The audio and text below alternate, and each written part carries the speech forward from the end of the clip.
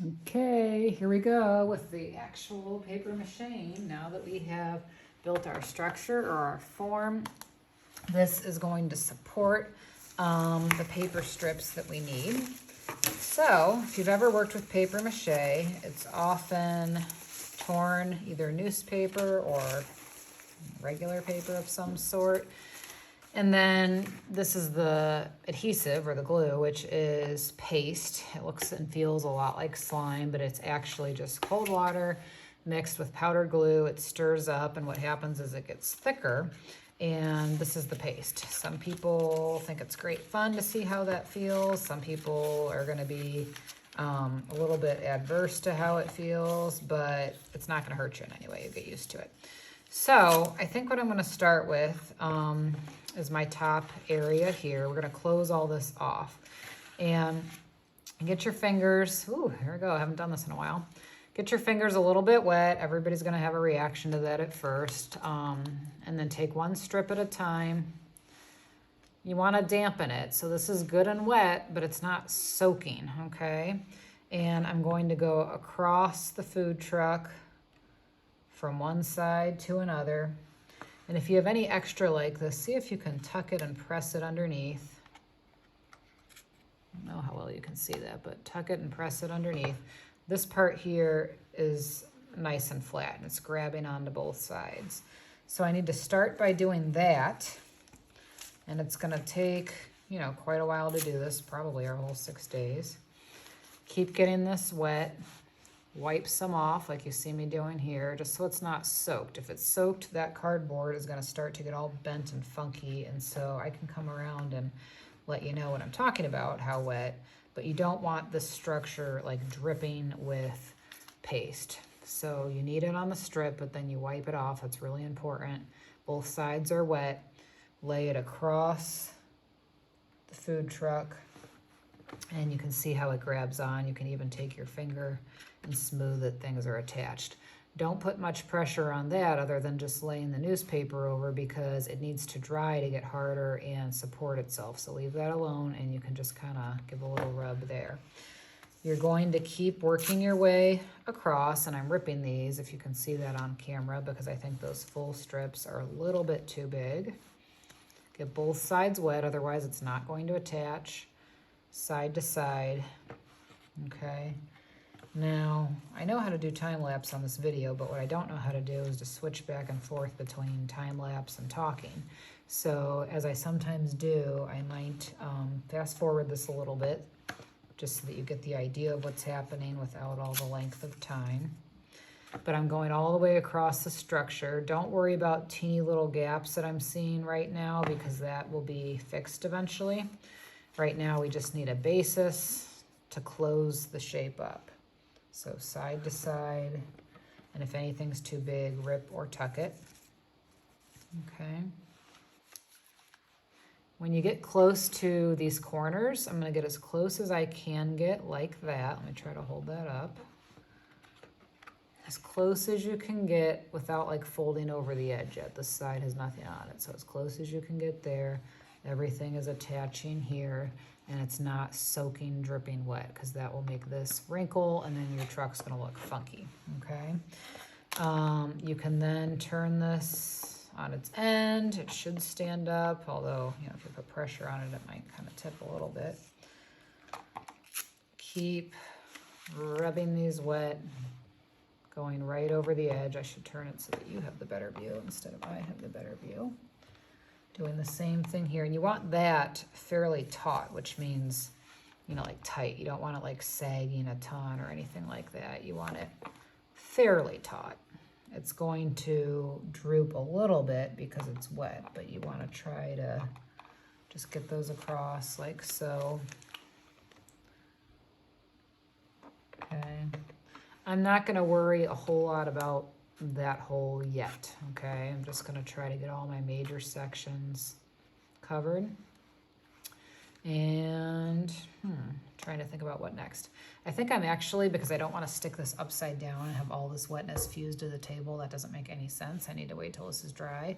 So I think I'm actually gonna work on sealing this up right where my fingers are.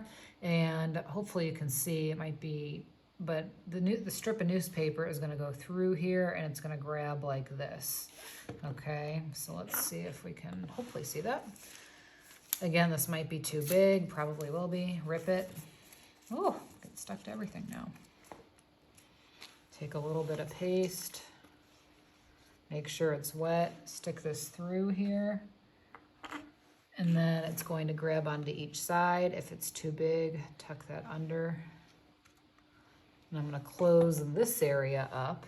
Never know what angle I'm on here, because that eventually is gonna be a shelf where we'll put little foods that are served. So like I said, this part is gonna take us a while because you've got a really interesting form here. But I think it's gonna be so worth it. Make sure these are wet but not dripping.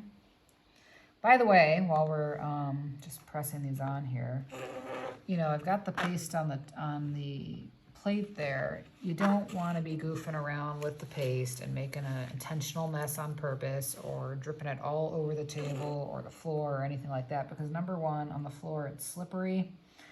Number two, on the table it's going to be just a big headache for you to clean it off, so don't goof around with it.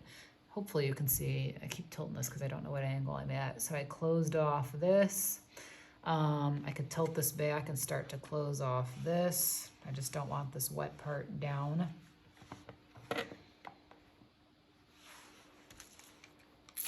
And as I said, I'm just trying to cover things first.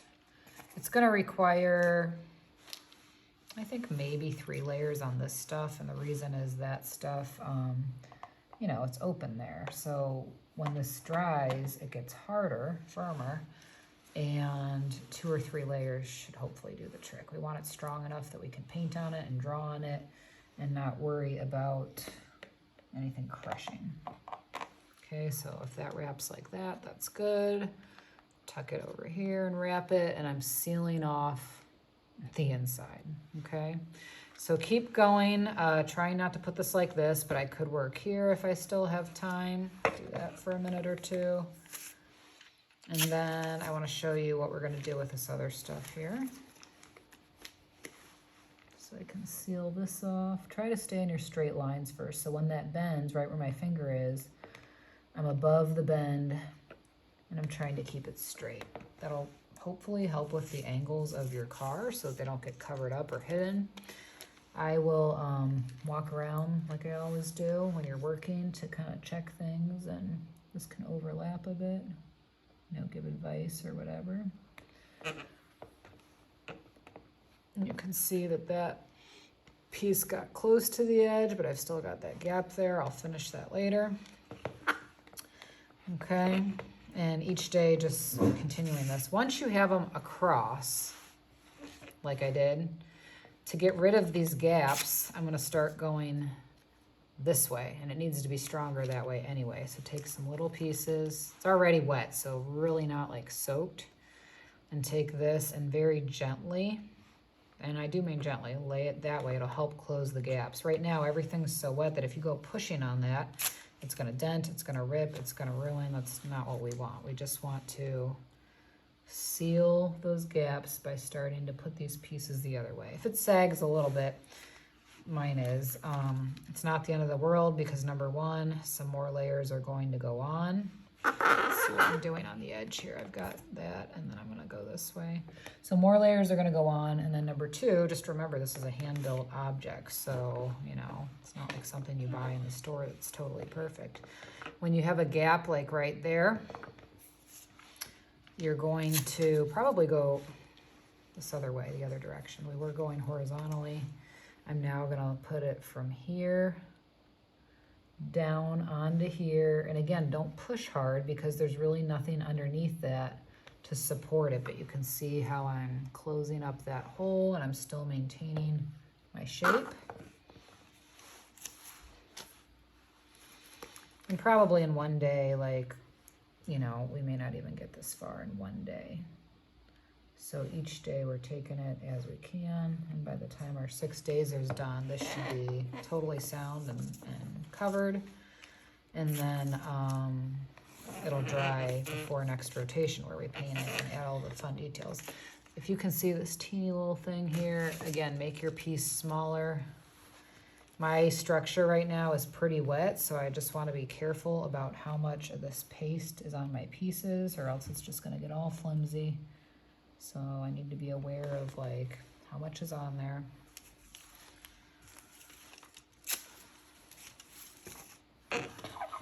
See another little gap there. I've already got wet hands, so in some cases I don't always need to go back to that. And I'm going to get this little corner. I can press a little bit more there, but gentle up here. Things are starting to look good. You can see that. I'm going to close up that little corner. This gets me all excited because I just can't wait to see. I think we're going to have so many cool details. This goes from here down to there. And with very, very gentle hands, give that a rub. You can see that's flimsy, so we need to have gentle hands to do it.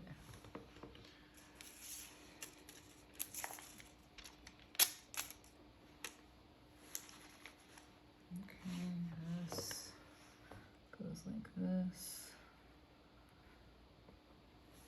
And we're gonna just keep going. Where I went this way, that's gonna probably take, like I said, 3 or 4 layers, depending on time. You know, it might even be a thing where we do 2 and we let this firm up before we continue. Otherwise, we're just getting this soaked. So it's probably wise if we let this, it's already kind of sagging just a tad. So I'm gonna let that kind of dry up overnight and then we can keep working at it.